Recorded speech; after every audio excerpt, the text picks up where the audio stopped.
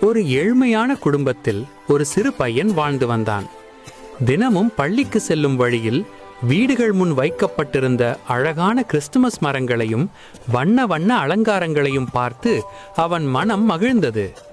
நம் வீட்டிலும் இப்படி ஒரு கிறிஸ்துமஸ் மரம் இருந்தால் எவ்வளவு நல்லா இருக்கும் என்று அவன் மனதில் ஒரு சின்ன ஆசை பிறந்தது.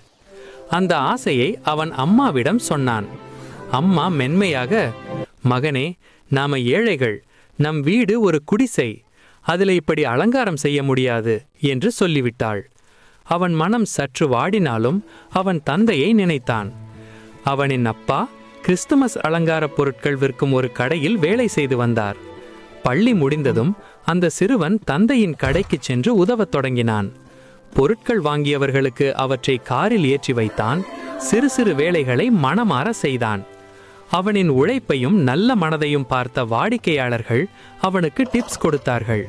அந்த பணத்தை அவன் வீணடிக்காமல் சேமித்து வைத்தான். நாள்கள் கழிந்தன. கிறிஸ்துமஸ் தினம் நெருங்கியது. சேமித்த பணத்துடன் அதே கடையிலேயே ஒரு சிறிய கிறிஸ்துமஸ் மரத்தையும் அழகான அலங்காரங்களையும் வாங்கினான். அவற்றை வீட்டில் மிகவும் நேர்த்தியாகவும் அழகாகவும் அலங்கரித்தான். அதை பார்த்த அம்மாவின் கண்களில் ஆனந்த கண்ணீர். "இன்று கிறிஸ்துமஸ் தாத்தா நிச்சயம் வந்து உனக்கு பரிசு கொடுத்து ஆசிர்வதிப்பார்" என்று அன்புடன் சொன்னாள். அந்த சிறுவன் முழு இரவும் வாசலில் அமர்ந்து கிறிஸ்துமஸ் தாத்தாவை காத்திருந்தான். ஆனால் யாரும் வரவில்லை. ஏமாற்றத்துடன் அவன் தூங்கிவிட்டான்.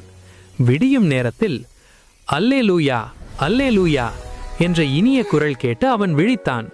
அவன் கண்முன் கிறிஸ்துமஸ் தாத்தாவும் ஒரு அழகிய தேவதையும் நின்றிருந்தார்கள்.